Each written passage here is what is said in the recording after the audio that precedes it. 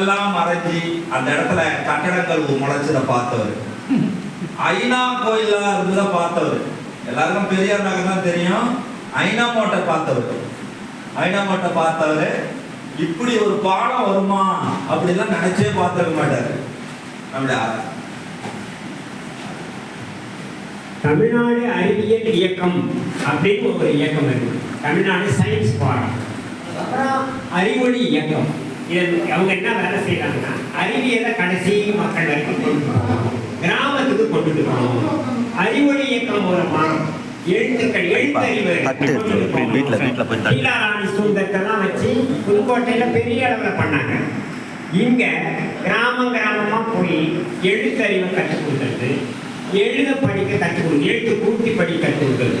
அப்புறம் அவங்களுக்கு ஒரு 10 ரூபா புத்தகம் அறிவொளி இயக்கத்தில் அப்போ வெளியிட்டது 5 ரூபா அந்த மாதிரி கதையாக இருக்கும். அது பெரிய பெரிய எழுத்துல அதை படிச்சு காட்டுறது, சின்ன சின்ன அறிவியல் பரிசோதனையை செய்து காட்டுறது.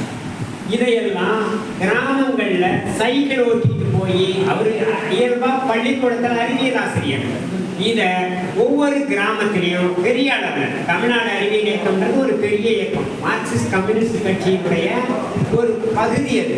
அறிவியல் இயக்கமாகட்டும், மேலும் அவங்க வச்சிருக்கக்கூடிய அறிவொளி இயக்கம், அரசு நடத்துகிற இயக்கத்திலே அவங்க அதை எடுத்துக்கொண்டு மக்களுக்கு அறிவொளியை சேர்க்க வேண்டும்ன்ற வேலையை அவங்க செய்தாங்க. அப்படி அவர் தன்னை இன்னைக்கும் ஒரு அறிவியக்க தொண்டர், அறிவியல் தொண்டர்னு சொல்லிக்குவார். ஆனா நண்பர்களே, எல்லாருக்கும் நான் உங்களுக்கு சொல்லிக்கிறேன், அந்த குழந்தைங்க எல்லாம் வந்திருக்கீங்க தம்பிங்களா, 50-60 வருஷமா படிச்சுக்கிட்டே இருக்கிற ஆசான். 50-60 வருஷமா நாம பிறந்த உடனே செல்போன் வேணும். ஆனா 60 வருஷமா எழுத்த படிச்சுக்கிட்டு, எழுத்த பின்தொடர்ந்துக்கிட்டு, படிக்காத எழுத்தாளர் இல்ல, படிக்காத மொழிபெயர்ப்பாளர் இல்ல. இந்த காலத்துல ஆனாங்கூர்ன்ற கிராமத்துல இருந்து சென்னை விவேகானந்தா காலேஜில் பிஎஸ்சி பாட்டனி